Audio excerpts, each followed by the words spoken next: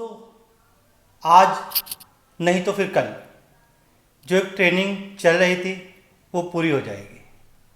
वो ट्रेनिंग क्या थी, वो हमने किस लिए ली है और ट्रेनिंग के बाद हमको क्या काम करने हैं, आज की वीडियो में इसी पर बात करेंगे। तो वीडियो स्टार्ट करने से पहले अगर आप चैनल पर नए हैं तो चैनल को सब्सक्राइब करके MSN परिवार में शामिल हो। आप सब पर सलामती हो। मेरा नाम है सागिर और आप देख रहे हैं MSN। तो आइए दोस्तों, आज की वीडियो का आगाज करते हैं।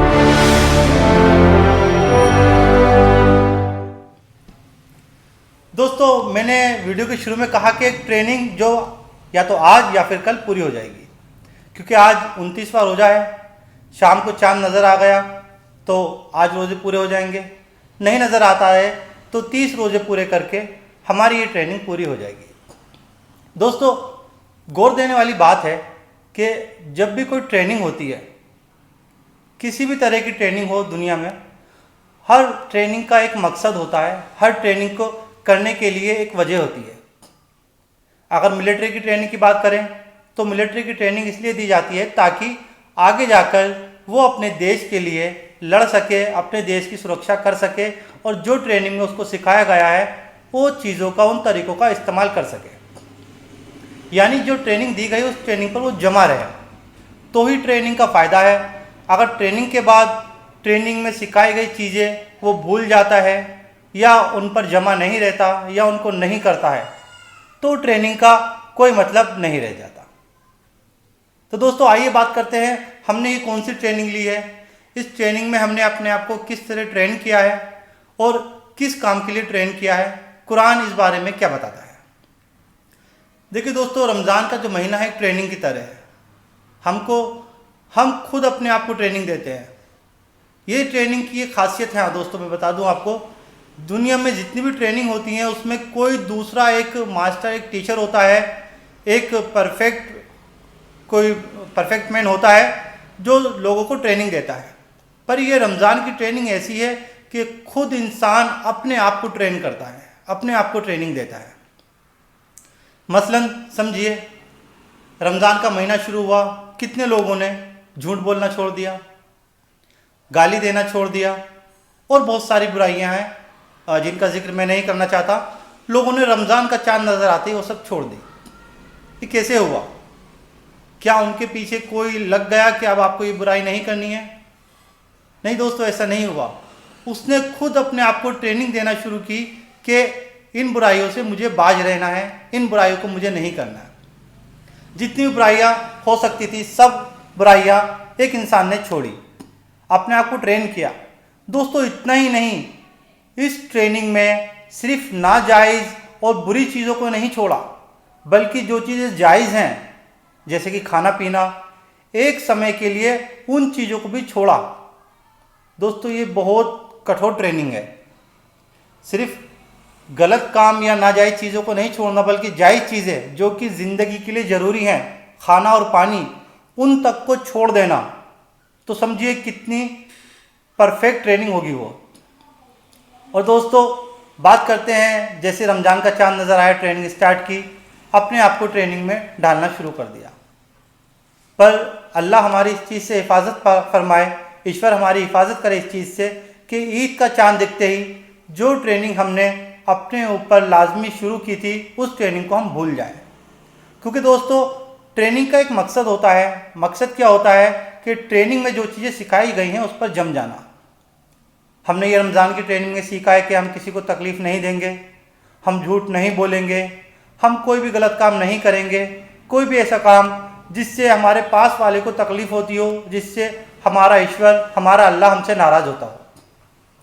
पास वाले से मतलब ये नहीं कि वो मुसलमान हो, कोई भी दुनिया में रहने वाला कोई भी शख्स हमसे परेशान ना हो, हमारी वजह से वो तकलीफ़ में ना हो। ये ट्रेनिंग हमने ली। बल्कि इससे भी आगे बढ़कर हमने ट्रेनिंग ली कि कोई भूखा प्यासा भी ना रहे। हम खुद भूखे प्यासे रहे, रोज़ा रखा, लेकिन जो लोग भूखे प्यासे थे उन तक खाना पहुंचाया। अब वो ज़कात की शक्ल में हो या सदक़तुल फ़ितर की शक्ल में हो या फिर आम सदका या आम मदद की शक्ल में हो, वो लोगों ने बढ़ चढ़कर उसमें हिस्सा लिया। लेकिन दोस्तों, इस चीज़ को ध्यान रखना है कि ये ट्रेनिंग पूरी होने वाली है आज या कल में। इसके बाद जो हमको हुक्म दिया गया है, इस ट्रेनिंग का जो मकसद बताया गया है, वो मकसद अगर पूरा होता है तो समझो हमारी ट्रेनिंग कामयाब हुई। अगर मकसद पूरा नहीं हुआ तो हमारी ट्रेनिंग कामयाब नहीं हुई। आप ऐसे समझिए, आपने अपने बच्चे को कंप्यूटर की ट्रेनिंग के लिए भेजा, कंप्यूटर क्लास की ट्रेनिंग के लिए। उसने 2 महीने 3 महीने वहाँ कंप्यूटर चलाने की, कंप्यूटर को ऑपरेट करने की ट्रेनिंग ली, और 2 महीने बाद जैसे ही वो आपके पास लौट कर आता है, पहले दिन से जो भी उसने ट्रेनिंग ली थी उसको भूल जाता है, उसको नहीं करता। तो आपको कैसा लगेगा?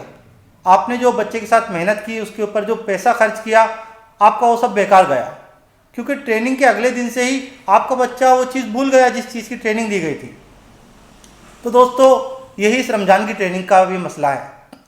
अगर हमने जिस तरह अपने आप को ट्रेन किया है, बुराइयों से अपने आप को रोका है, गुनाहों से रोका है, गलत चीज़ों से रोका है, और अपने अंदर सब्र पैदा किया है, अपने अंदर लोगों की मदद करने का जज्बा पैदा किया है, अगर ये ट्रेनिंग ख़त्म होते ही हम इन सबको भूल जाते हैं या इन सबको छोड़ देते हैं, तो हमारी इस ट्रेनिंग का कोई मतलब नहीं रह जाता।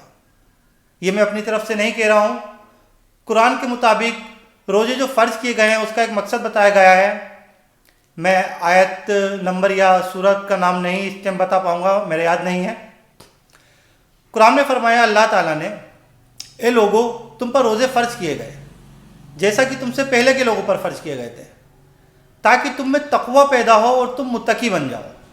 अब तकवा और मुत्तकी जो लोग नहीं जानते उनके लिए मैं थोड़ा क्लियर कर दूं।